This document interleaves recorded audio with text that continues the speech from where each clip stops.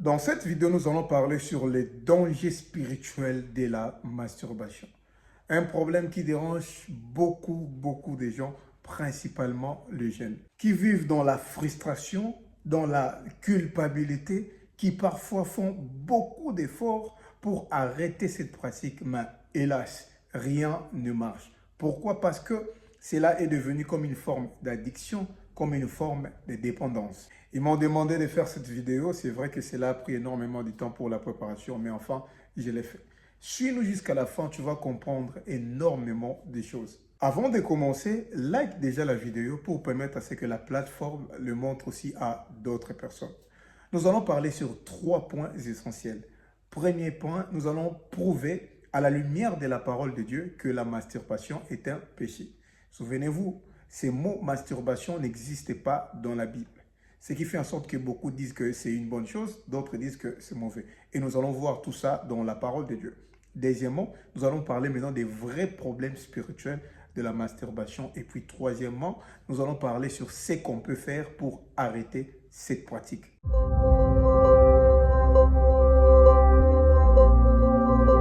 Il y a 2 choses qui prouvent que la masturbation est un péché. Premièrement, de par son étymologie. La masturbation vient du mot manus stupration, du latin manus qui veut dire main, et stupare qui veut dire suyer. Littéralement, cela veut dire s'essuyer par la main. Et tu vas comprendre avec moi, même quand tu lis dans l'histoire, tu vas comprendre que ce n'est pas en vain qu'on a attribué ces noms à cette pratique. Parce que la masturbation fut longtemps considérée, même dans la société, comme une incapacité à se contrôler, comme un vice moral, une déviation de l'instinct ou une perversion. C'est seulement actuellement que le médecin et certains scientifiques commencent à les normaliser. Deuxièmement, c'est selon la parole de Dieu. Mais ce que tu dois savoir, la Bible ne mentionne jamais explicitement le mot masturbation et s'il s'agit d'un péché. Et le passage des Écritures le plus mentionné à ce sujet est l'histoire d'Onan. En Genèse chapitre 38, versets 9 à 10. Et beaucoup se basent sur ces passages pour affirmer que perdre sa sémence à terre est un péché. Mais quand vous lisez bien la Bible, vous lisez bien cette histoire, vous allez comprendre que ce n'est pas exactement ce qui est dit dans ces passages. Parce que Dieu n'a pas condamné Onan pour avoir perdu sa sémence, mais plutôt pour avoir refusé de s'acquitter de sa responsabilité familiale, celle de donner un héritage à son frère. Donc, ces passages ne parlent pas de la masturbation, mais de la responsabilité familiale. Si la Bible ne dit pas explicitement que la masturbation est un péché, mais ce qui conduit à la masturbation est un péché. Parce qu'elle est presque toujours le fruit des mauvaises pensées, des pensées de convoitise, des stimulations sexuelles et ou des images pornographiques. Voici alors quelques principes bibliques à appliquer à ce sujet de la masturbation. Éphésiens chapitre 5, verset 3 dit que l'immoralité sexuelle, l'impureté dans toutes ses formes ne soit pas mentionnée parmi vous. Vous vous souvenez déjà que la masturbation veut dire s'essuyer par la main. On sous-entend clairement que la masturbation est aussi dans ces passages. 1 Corinthiens chapitre 10, verset 31 dit que vous mangez, que vous buviez ou quoi que vous fassiez, faites tout pour la gloire de Dieu. C'est-à-dire, si vous sentez que ce que vous faites ne glorifie pas Dieu, ou si vous n'êtes pas pleinement convaincu qu'une activité plaise à Dieu, c'est-à-dire il faut y renoncer, parce que ce n'est pas le fruit d'une conviction. Romains chapitre 14, verset 23 dit « Tout ce qui ne provient pas d'une conviction, c'est un péché. » Et si vous vous masturbez et que vous vous culpabilisez, c'est-à-dire que votre conscience vous reproche, c'est un péché parce que ce n'est pas le fruit d'une conviction. 1 Corinthiens chapitre 6, verset 19 à 20 dit « Ne savez-vous pas que votre corps est le temple du Saint-Esprit que vous avez reçu de Dieu, que vous ne vous appartenez plus à vous-même, car vous avez été racheté à un grand prix.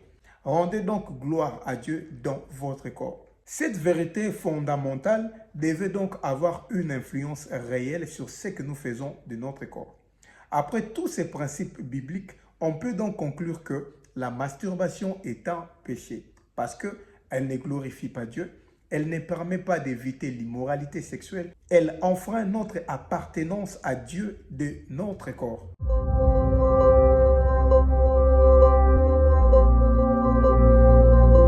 Il y a beaucoup de dangers spirituels sur la masturbation, mais je vais parler rapidement des 4 dangers.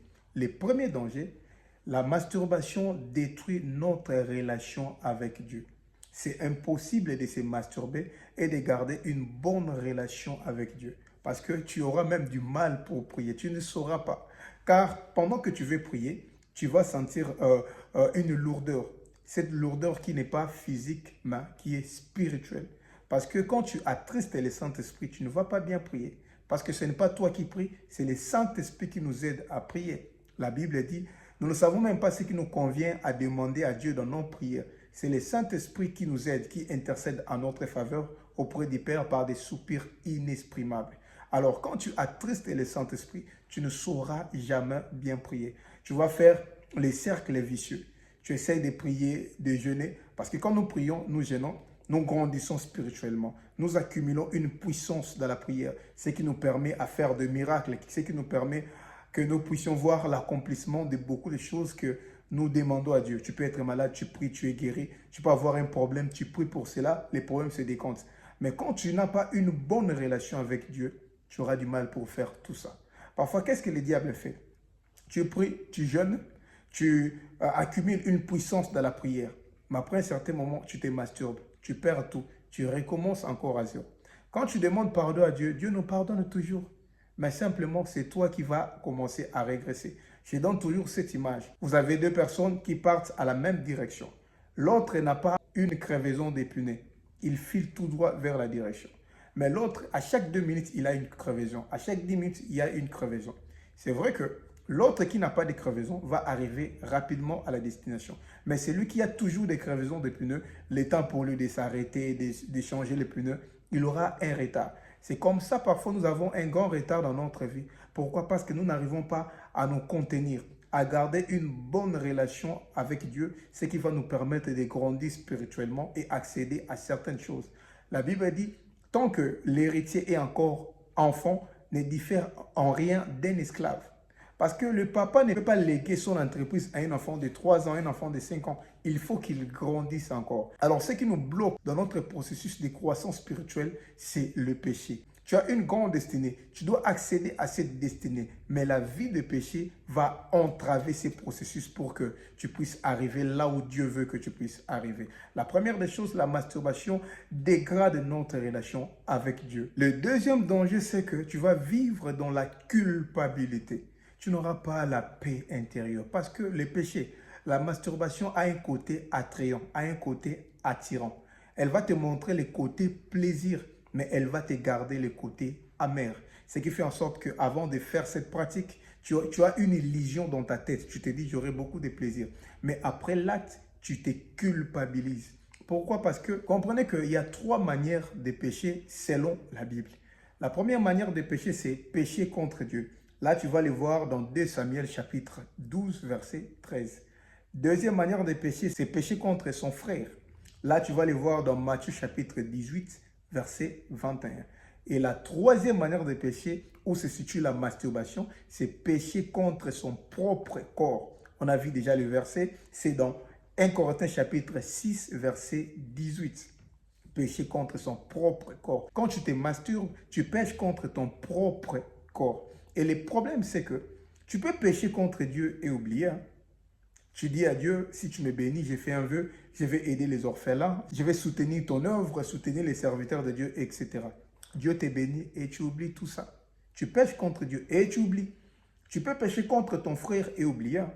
Tu lui dis des paroles choquantes, tu les blesses et parfois, toi-même, tu ne te rends même pas compte que tu l'as blessé. Tu peux les blesser et oublier.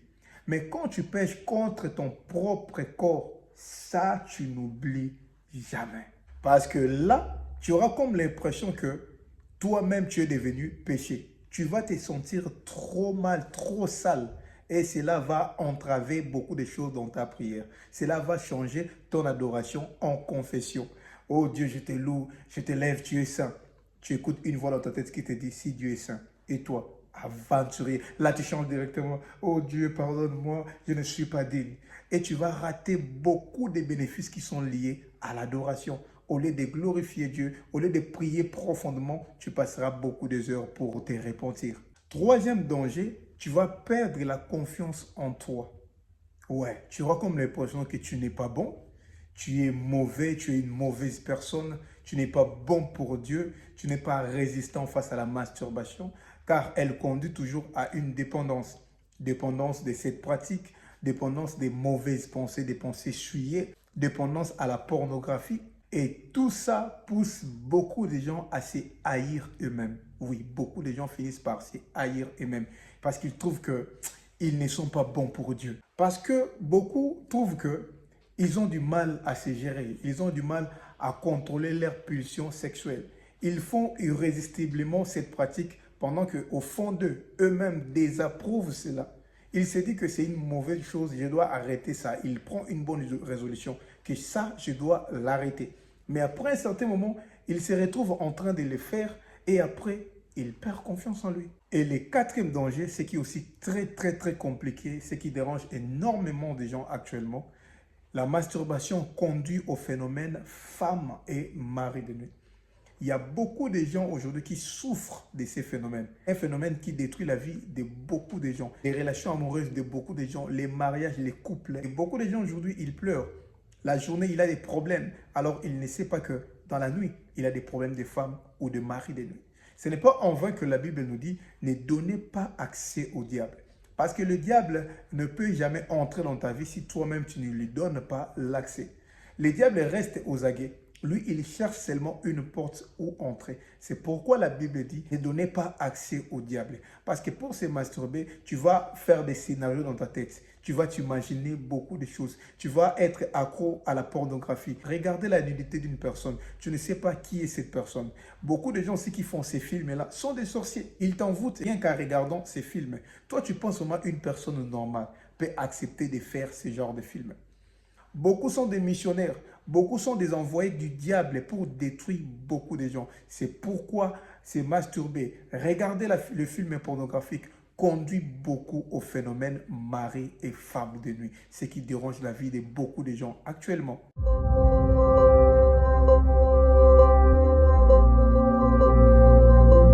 Alors, qu'est-ce qu'il faut faire? Si je dois vous dire la vérité, il n'y a pas une solution miracle.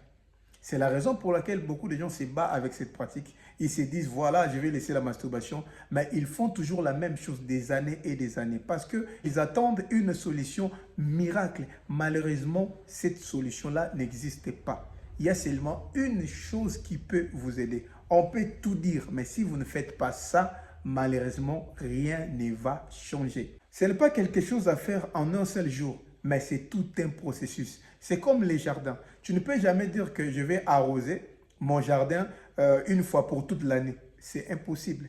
Tu dois prendre soin de ton jardin quotidiennement, chaque jour, l'arroser, essaye d'enlever les mauvaises herbes. Parce que si tu ne les fais pas, tu les fais aujourd'hui. Après 6 mois, tu ne les fais pas. Quand tu seras de retour, tu verras qu'il y aura des mauvaises herbes qui vont commencer à pousser dans ton champ. C'est comme ça aussi avec toi. Si tu ne fais pas ce que je te dis quotidiennement, tu ne les suis pas à la lettre, tu vas toujours revenir sur ça.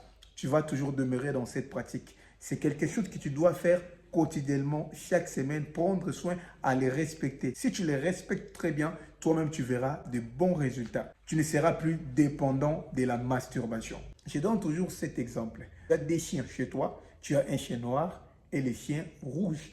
Si chaque jour, tu ne fais que nourrir les chiens rouges et les chiens noirs restent affamés, les jours où il y aura une attaque, les chiens qui vont réagir, c'est les chiens qui mangent chaque jour. C'est les chiens rouges. Mais les chiens noirs ne saura pas se défendre. Pourquoi? Parce qu'il sera faible. Il n'est pas bien nourri. C'est comme ça aussi avec ta vie. Parce que ce qu'il faut savoir, tu as la chair, tu as aussi l'esprit. Donc, c'est-à-dire, si tu nourris beaucoup ta chair, cela va toujours te pousser à des mauvaises choses, à la masturbation, aux films pornographiques, etc. Mais si tu nourris bien ton esprit, toutes ces choses-là, tu ne les auras pas. Pourquoi? Parce que ton esprit va dominer sur ta chair. Elle dit, celui qui est conduit par le Saint-Esprit n'accomplit pas les désirs de la chair. La Bible nous dit, veillez et priez afin que vous ne tombiez pas dans la tentation.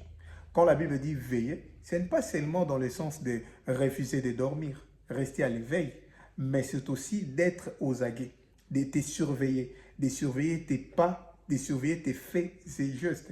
Il faut te surveiller déjà, il faut surveiller déjà tout ce qui te conduit à la masturbation, à savoir les films pornographiques. Il faut arrêter avec ça. Si tu as ces films dans ton téléphone, aujourd'hui, il faut les supprimer. Il faut éviter les conversations qui te poussent à avoir des pensées souillées, des mauvaises pensées.